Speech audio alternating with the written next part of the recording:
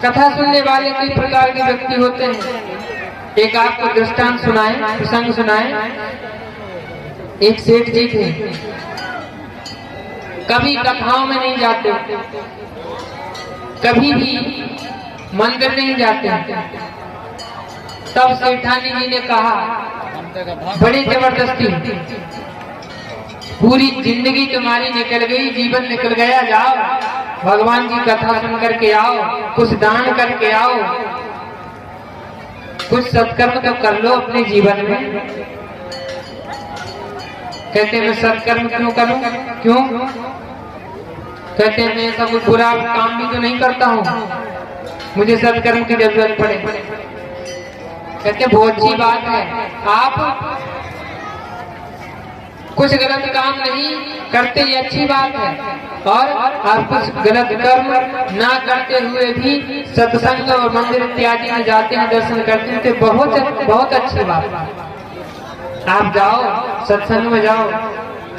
बड़ी जबरदस्ती करी महाराज। तब नींद के झोंका देते हुए सेठ जी पहुंचे कथा पंडाल में।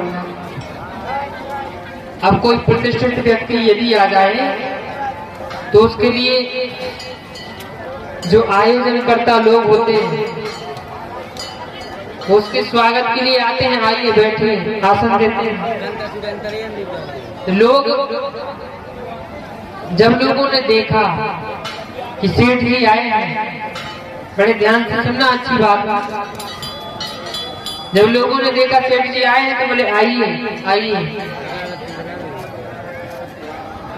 जब कहा आइए आइए, सेठ जी आए चुपचाप और बैठ गए। तब कथा आरंभ नहीं हुई थी।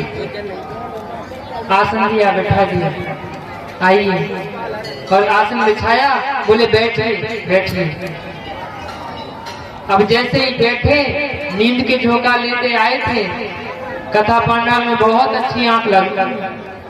आसन दिया, बैठा दिया, आइए, और आसन बिछाया, बोले बैठिए बैठिए।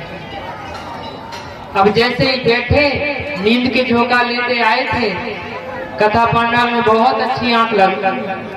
तो जैसे ही बुलाया और जब कथा हुई, सेठ जी सो गए, एक भी शब्द कथा का नहीं सुना। और जब कथा हो गई, सब लोग चले गए, व्यास जी चले गए, सब आयोजन करता चले गए। दो लोग बैठे, कौन? एक बैठे सेठ जी, लेटे हैं, एक दूसरे बगल में बैठे हुए चारों आदमी संकोच से कौन जी की चादर पे भी लेटे हैं। अब कौन जगा दे उन्हें? बड़ी हिम्मत करके सेठ जी से बोले, सेठ जी हो गई कथा, जाइए। चलो अच्छा, हो गई कथा, ठीक है, चले गए। अब वो व्यक्ति अपनी चादर लेके चला गया। सेठानी जी ने पूछा जब घर आए कि कथा सुन के आए? बोले हाँ सुने आए। तो क्या बताया था? बोले कुछ नहीं, कथा में 3 तो शब्द हैं, आइए बैठिए हो जाइए। ये कथा सुनने के लिए पहुंचाया था हमें। सेठानी जी ने भी दिमाग लगाया, बोली कोई साधारण बात नहीं, ये मंत्र हैं, तुम इनका स्मरण करना।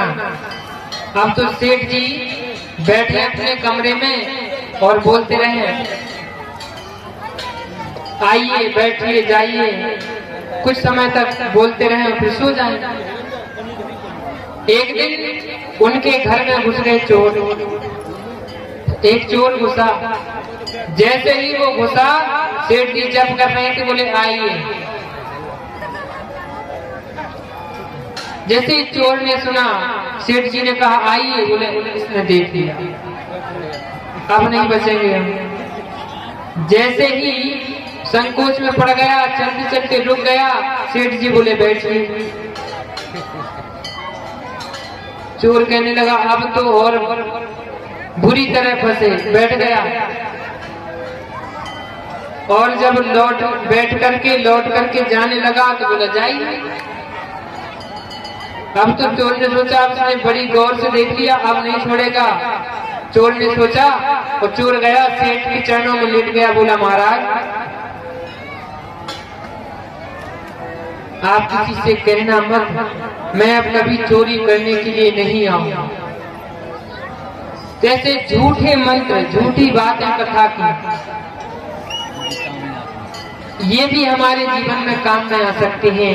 यदि हमने भाव से कुछ सच्ची बात ग्रहण कर ली तो विचार करके देखिए, हमारे जीवन में कुछ ना कुछ बदलाव तो लाएंगे, कुछ ना कुछ विकास हमारे जीवन में अवश्य होगा।